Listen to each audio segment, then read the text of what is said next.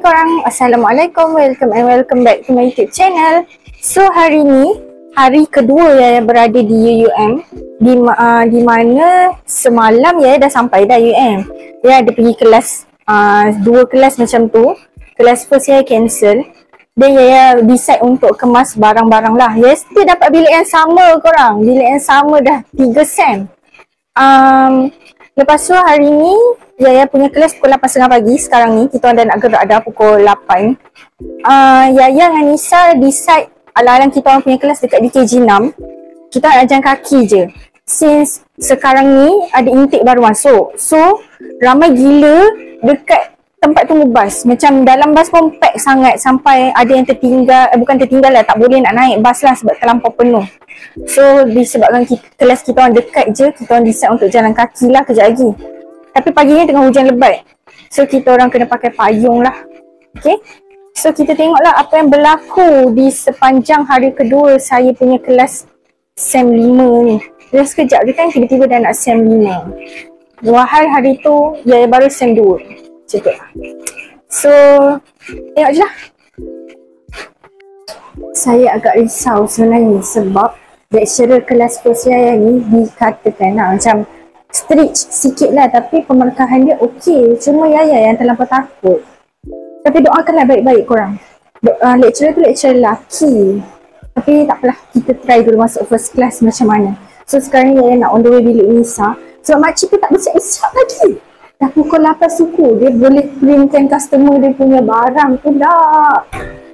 Okay, so kita ambil bilik Nisa kejap.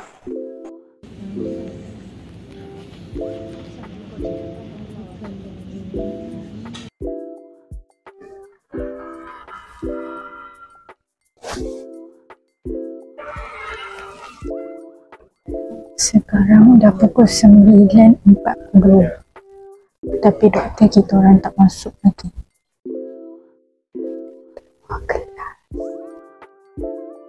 Kelas dah start kosong.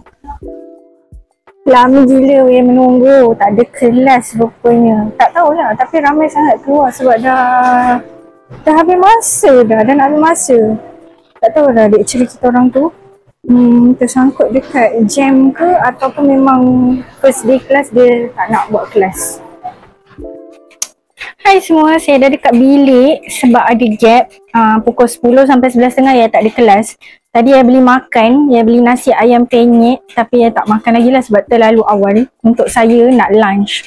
So Yaya akan ada kelas 11.30 sampai 2.30 tu dekat DKJ 2 lah. Tadi dekat DKJ 6. Kalau dekat DKJ 6 Yaya boleh jalan kaki. Kalau DKJ 2 tak ada nak jalan kaki, kenalah naik bas sempit-sempit tu. So sekejap lagi pun saya akan ada kelas dengan Nisa juga. Kita orang SEM ni 2 kelas je sama. Lepas tu dengan kawan yang lain Yaya tak ada kelas langsung sama tau. Dengan Nisa je Yaya ada kelas sama, 2 kelas, 2 subjek. Lepas tu lain semua sendirian berhad lah. Sebab UUM ni dia bukan UUM yang daftarkan auto dalam sistem tau. Kita yang kena susun jadual kita. So kita boleh tentukan lah kita nak kelas pukul apa, kita nak pagi ke petang ke macam tu.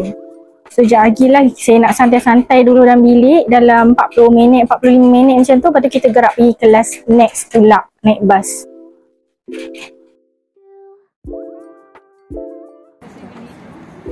Check on that if we are following the deadline, if the task whatever we are assigning they are doing performing or not, right?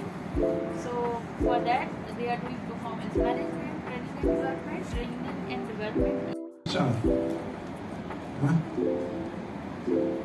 Okay, that's good. Siapa Muhammad? Muhammad mana? Dia dah. Saya dah habis kelas. Dia belum habis kelas. Saya ada kelas mandiri guys. Jadi ya Allah, kenapa? Mata ni saya buka dulu sebab gatal.